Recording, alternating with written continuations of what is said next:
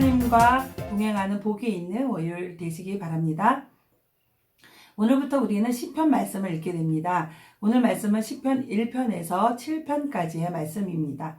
찬양들이라는 명칭이 있는 이 시편은 욥기, 잠언, 전도, 아가서와 함께 시가서, 지혜서로 분류된 책입니다. 시가서는 인간의 삶의 모든 상황들, 예를 들어서 기쁨, 슬픔, 고난, 고통, 그리고 즐거움, 희망 등 어려운 삶 속에서 하나님을 찾고 하나님께 나아가는 개인들의 경험들이 들어있는 책입니다. 150개의 시편 중에서 저자가 나와 있는 시편은 100개이고요.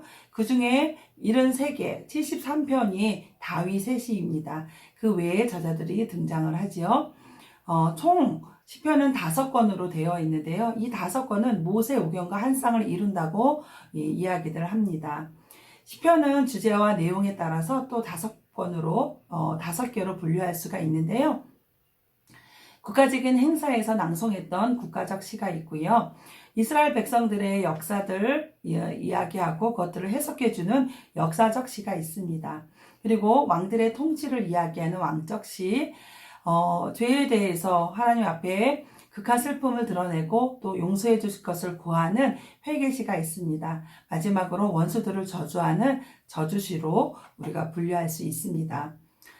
오늘 우리가 읽은 시편 1편은 우리가 너무나 잘 알고 있는 하나님의 말씀입니다. 시편 전체에 대한 서론과 같은 시입니다.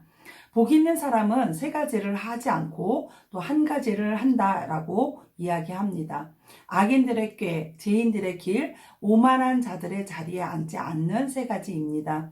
여기서 악인은 아직 가치 기준이 확고하게 정해지지 않아서 육의 마음대로, 욕정대로, 정욕대로 살아가는 사람들을 이야기합니다.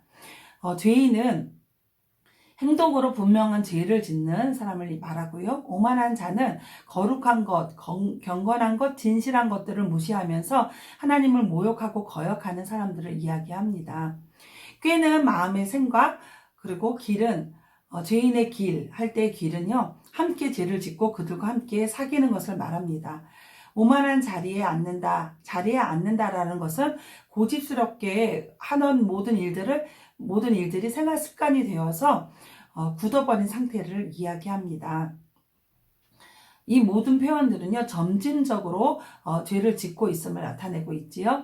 이 모든 것들을 버리고 복 있는 사람은 여호와의 율법을 즐거워하고 또 주야로 묵상하는 사람입니다. 즐거워한다는 것은 하나님의 말씀을 괴로워하는 것이 아니죠. 읽고 묵상하는 것이 힘들다거나 괴로운 것이 아니라 그것을 사랑하고 가까이 하고 또 그것이 즐겁다, 기쁘다라는 말입니다. 여러분은 바이블 타임을 하는 것이, 바이블 타임으로 성경을 읽는 것이 즐거우신가요? 아니면 의무감이나 또 괴로운 마음으로 하고 계신가요? 사랑하는 우리 유초동부 친구들은 아직 즐거워하지 않고 있습니다. 이를 위해서 기도 부탁드립니다. 자, 하나님의 말씀을 주야로 묵상하고 또 즐거워하는 사람은 시냇가에 심은 나무처럼 푸르르고 열매를 많이 맺게 됩니다. 악인은 반대로 겨와 같이 훅 불면 날아가지요. 이렇게 악인의 길, 그들의 생활 방식과 의인의 길, 의인의 생활 방식은 완전하게 다릅니다. 이런 하나님의 복이 여러분의 있기를 소망합니다. 자, 이 편은 다윗이 쓴 시입니다. 하나님이 세우신 왕 그리스도에 대해서 노래하고 있는데요. 많은 군왕들이 대적할지라도 결국 모든 열방을 소유하시고 그리고 통치하신다라고 말하고 있습니다. 그리스도를 의지하고 왕으로 모신 자들이 복이 있다라고도 이야기하고요. 3편은 그 아들, 다윗이 아들 압살롬을 피해서 도망 다닐 때에 기도한 내용으로 많은 대적에 둘러싸여 있어도 기도함으로 아침에 응답을 받았고 응답을 받았기 때문에 10,000만인이라도 두려워하지 않는다. 그런 담대함을 가지게 되었다라고 이야기합니다. 3편 4절에는 셀라라는 이야기가 나오는데요. 들어올리다, 찬양하다 라는 뜻으로 시편에 가장 많이 나오는 음악 용어입니다. 이 말은 높은 음을 가르치는 악상 구호이거나 또 높은 목소리를 높여서 찬양하라라는 지시어인데요. 대부분 시의 끝에 나오거나 중간에 위치를 하게 됩니다. 만약에 중간에 이 셀라가 사용되었다면 긴 시편을 예배용으로 사용하면서 그 셀라가 있는 그 부분을 잠시 쉬었다 가는 것으로 사람들이 이야기합니다. 자, 4편은 3편과 마찬가지로 압살롬을 피하러 다녔을 때 쓰였던 책인데요. 3편보다 조금 더 뒤에 쓰여진 시로 봅니다. 하나님께 기도를 드리고 사람들에게는 회개와 또 하나님만 의지하라는 권고를 하고 있습니다. 기도하면서 하나님을 의지하는 이 기쁨은 이 땅의 어떤 풍요로움보다 더 크고 더 기쁘다라고 시인은 말하고 있습니다. 자, 5편에서는 기도를 들어주시기를 원하면서 죄를 미워하시는 하나님께 악인들을 심판하여 주시기를 간청하는 내용이 나옵니다. 그리고 자신은 죄에서 떠나 하나님의 집에 들어가 하나님을 섬기고 신앙으로 살아갈 것을 결심합니다. 6편은 7개의 회개시 가운데 하나입니다. 죄를 구체적으로 언급하고는 있지 않지만 자신이 죄인의 죄악으로 인해서 하나님의 진노를 받게 되었다는 점을 인정하고 있습니다. 주의 인자하심에 눈물로 호소하면서 긍휼과 용서를 구합니다. 용서를 받으니 원수들이 부끄러움을 당하게 될 것이라고 이야기합니다.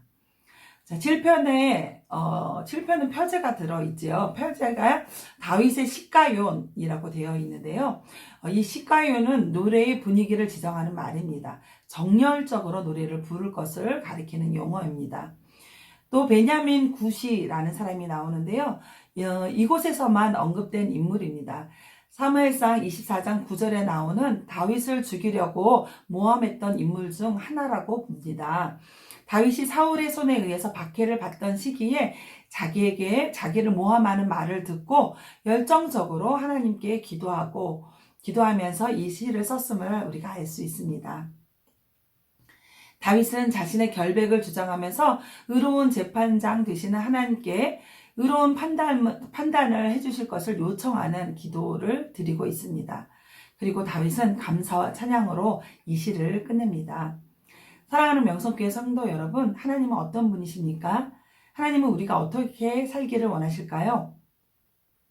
하나님은 오늘 시편 1편에서 복 있는 사람이 어떤 사람인지 구체적으로 우리에게 가르쳐 주시고 우리 모두가 그렇게 복 있는 사람으로 살 것을 명령하고 계십니다. 그렇게 살기를 원하십니다. 이 땅의 사람들의 생각이나 가치를 따라 죄를 짓지 않고 또 하나님을 거역하지 않는 복 있는 사람이 되기를 원하십니다. 이렇게 살기 위해서는 우리가 더 적극적으로 하나님의 말씀을 즐거워하고 또 주야로 생각하고 또 생각해야 합니다.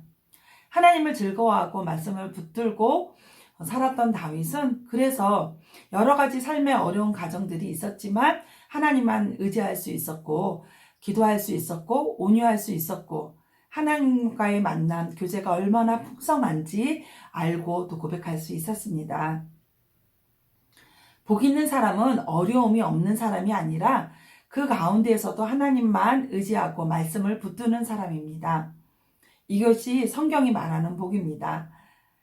일주일이 시작된 월요일 오늘 여러 가지로 힘든 상황을 맞이하고 있는 사랑하는 명성가족 여러분, 오늘 말씀을 주신 하나님께 더욱 감사하면서 그 말씀을 붙드는 복이 있는 사람이 됩시다.